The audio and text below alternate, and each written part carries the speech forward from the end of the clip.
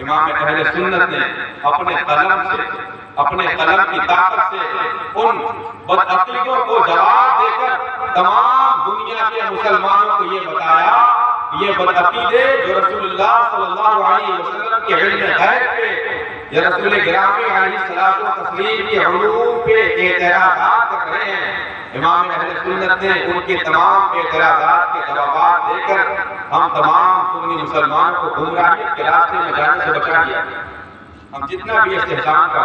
شکریہ ادا کریں کم ہے۔ آخری بات میں کر کے یہاں سے رخصت ہو جاؤں گا، کیونکہ امام اہل سنت کو ہم ایک مجدد، ایک محقق، مفسر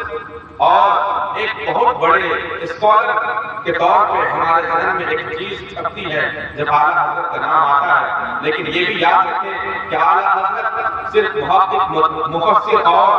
بڑے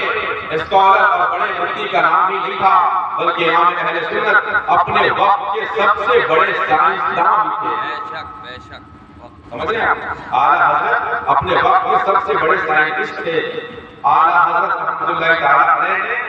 آئنسٹائن، جس نے 1880 میں اپنے تھیوری کے ذریعے پوری دنیا کے رخ کو موڑ کے رکھ دیا تھا، اس نے اپنی بات کو منوانے پہ لوگوں کو مجبور کر دیا۔ لوگوں نے اس بات کو مانا کہ زمین گھومتی ہے،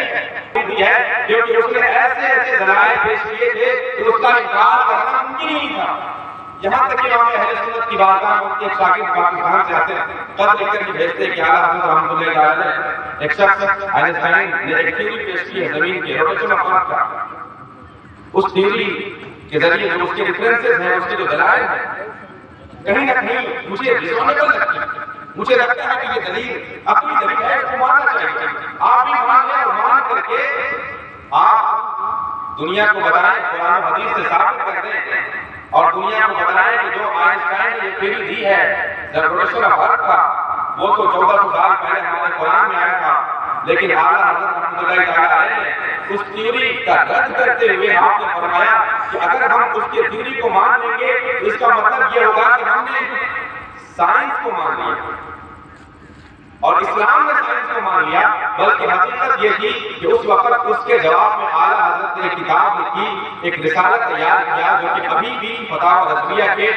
27 جلد میں موجود ہے۔ اعلیٰ حضرت رحمۃ اللہ تعالیٰ علیہ نے اس میں قرآنی دلائل ذکر کے لوگوں کو سمجھایا۔ اس کے بعد پھر ایک کتاب تحریر کی جس میں قرآنی دلائل نہیں تھی بلکہ سائنٹیفک دلیلیں تھی، اور اس سے ثابت کیا کہ زمین ساکن ہے، بلکہ کتاب کا نام رکھا کہ زمین ساکن ہے۔ اس میں 105 ریفرنسز اعلیٰ حضرت نے دیے، 105 دلائل دے کر کے ثابت کر دیا کہ زمین گھومتی نہیں ہے بلکہ زمین ساکن ہے۔